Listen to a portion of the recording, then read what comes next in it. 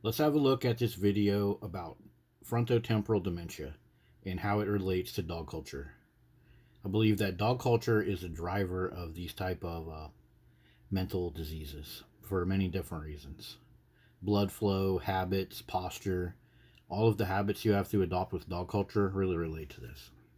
The World Health Organization, the number of people with dementia is expected to double every 20 years, with a projected 115.4 million cases in 2050. In a study that looked at early onset dementia, which is when symptoms appear before the age of 65, frontotemporal dementia was found to be the second or third most common type of dementia in most studies. The prevalence of this disease varied between 3 to 26% in the studies. However, it is important to note that many cases of frontotemporal dementia are missed or misdiagnosed. Yeah, so the numbers are actually larger than what they estimate. And interesting in this video, this is a newer video. If we go down into the comments, many people say that all of these symptoms match up stuff they've suffered with, but they haven't really diagnosed it. So the comments and the other stories down in the comments really backs up this theory that is underdiagnosed. So now let's look at some of the symptoms and see if this sounds like dog culture. Frontotemporal dementia can be quite noticeable. Some of the main symptoms include changes in personality, disinhibition, and apathy. Disinhibition, apathy. Disinhibition can cause someone to act inappropriately or impulsively, like approaching strangers without respecting their personal space. Personal space. Is that dog owners? Home Depot, hospitals, school bus stops. Dog owners think that their dogs can go just anywhere and everywhere. Pissing, shitting, biting, attacking humans and dogs. Dog owners just sit back. Oh, that's just what they do. Their amount of responsibility and empathy for people that are bothered by dogs up in their personal space, it's near zero. Or engaging in reckless spending. Reckless spending has another thing with dog owners. They will be poor. They will have bald tires on their car. They will hardly have any food stocks in their house. Bank accounts overdrawn. But they will still buy tons and tons of luxury items for their dogs. Vet bills, special little trinkety things to wear, sports team recognition, stuff for their dogs, etc. They might even engage in criminal behavior like stealing, public urination, or hit and run accidents. Hit and run accidents. What does that sound like? You guys probably heard of this. This is talked about on the internet a bunch. They call it pit and run. Pit bull owners, their dog attacks somebody or some little dog, and then they disappear. And the whole neighborhood's looking for them. Some off-leash pit bull attacks somebody. Pit bulls at the bus stop. Mothers walking children and they get attacked by pit bulls. And the owners are gone. Just freaking gone. Okay, what's another symptom? Apathy is another common symptom which can cause someone to lose interest in hobbies, socializing, and personal hygiene. Yeah. Hobbies, socializing, personal hygiene, dog owners' cars, their living spaces, their clothes, even their faces in their body. Dog owners will even have like dog poop on their clothes and stuff and just be like, oh, that's just how I live. Their washers and dryers are constantly full of the products that dog owners have to buy just to try to keep their house clean. And apathy, personal hygiene, all of that stuff. Apathy is when you don't care about anything. That's like dog owners. I just want to go home and pet my dog and drink wine. I know a couple guys that got a divorce and then that's what they do. They sit at home and it's like, I just want my bottle of whiskey and my hunting dog. Yeah, and you gained like 80 pounds in the last couple years, and you're just like depressed all the time, and your house stinks. This can be mistaken for depression. They might also show a lack of empathy towards others, which can cause family and friends to feel resentful. Oh yeah, empathy.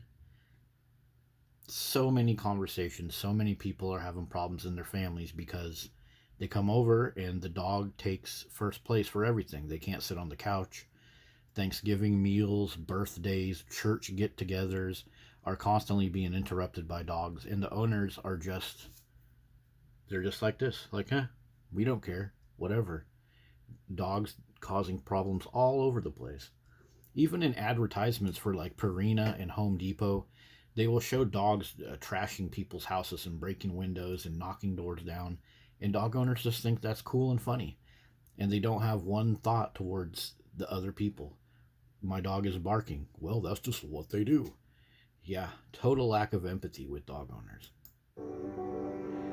They may also repeat certain movements or phrases and binge eat or consume more alcohol or sweets than usual. Yeah, that's dog owners too. What was that? Repeat certain movements or phrases? Oh yeah, doggy daddy, that's just what they do. Not my dog. My dog would never. Dog owners have tens of thousands of stock responses that they get from the internet and from the memes. Not my dog. He wouldn't do that. He's a precious buddy. He doesn't have a mean bone in his body. All of those little phrases, those stock responses that dog owners say, it's like zombie type behavior. Binge eat or consume more alcohol or sweets than usual. I haven't seen that a lot in my personal life, but I can see that too. A lot of people say, I just want to sit in my home and drink wine and pet my dog and stuff like that. So I can definitely see that. Just like when they constantly have to give their dog treats. They're always giving their dog treats, so they probably have treats too. Or if um, they're eating, they're always giving their dog food, so they're gonna have to go refill their plate more often as well. Or consume more alcohol or sweets than usual. They may also struggle with tasks that require executive functioning, like planning and decision making, although their visual spatial skills may remain normal at first.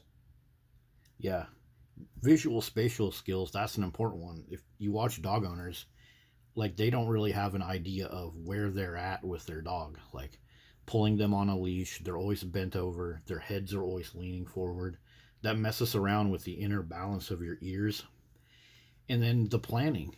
It's the same thing with the dog owners. It's like if you want to do anything, they can't do it unless it involves the dog. We have to be back in time for the dog. We have to call somebody to deal with the dog. All of your friends that own dogs, they can't take the dog because their dog might bite your dog. So planning is always a huge compromise for dog owners. People with this type of dementia often have little insight into their own behavior, and they may not even realize that they're acting differently. Yeah, that's dog owners too. It's as soon as you start talking to a dog owner about something like that, anything, a dispute over dogs pooping in your yard, dogs constantly barking.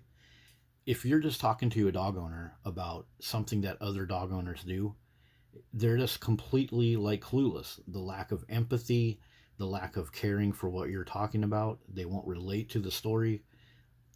It's like they're just like a zombie brain. They don't have any understanding of what's going on.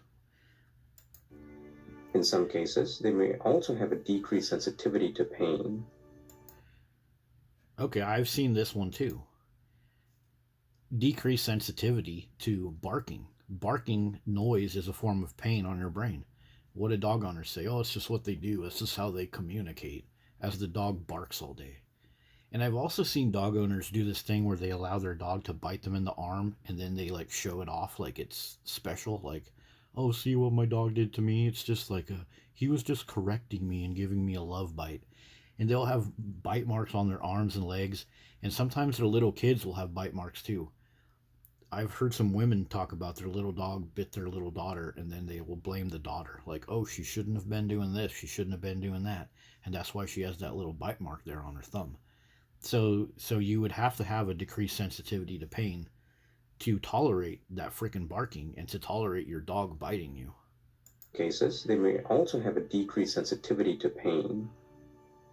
Although behavioral variant frontotemporal dementia is a serious disease, some people who meet the diagnostic criteria may have a very slow disease progression that can last for decades.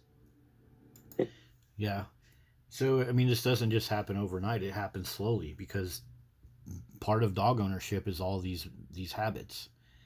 And if you're like a movie star and you have access to all kinds of nutrition and research, this probably doesn't happen to you. But think about all the people out there that don't have a lot of money or time, and they see all of this advertisement for dogs, and then they get 3 or 4 dogs up in their little apartment. All of this type of stuff is just on turbocharge for them. All of the habits they have to adopt, all of the access to research and nutrition, and taking care of all that pet dander that's in their homes, they don't have that.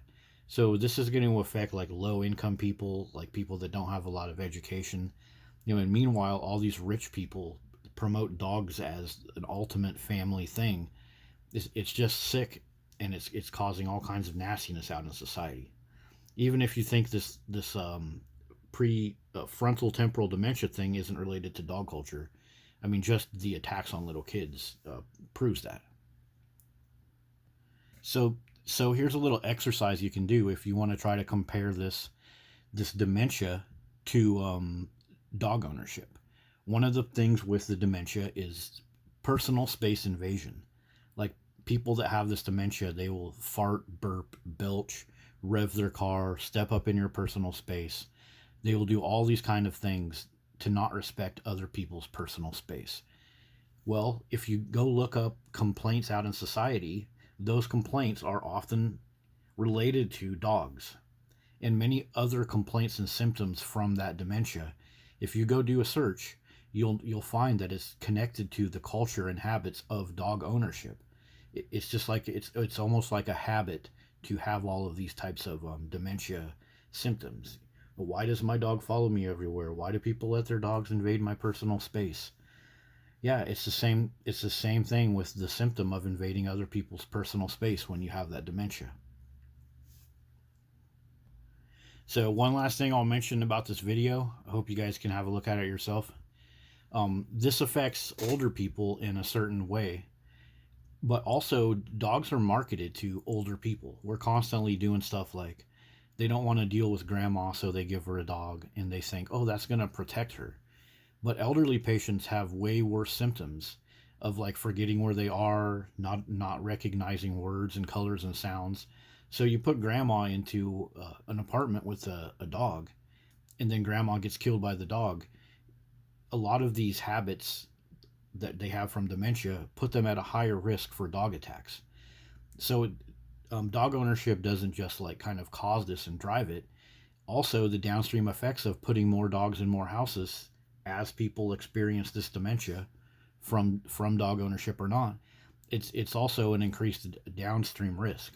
So understanding this dementia and not giving people these terrible dog culture habits is important, but it's also important to understand if somebody has any of these dementia symptoms, they shouldn't have a dog in the first place because that could easily trigger attacks or other problems with dog ownership.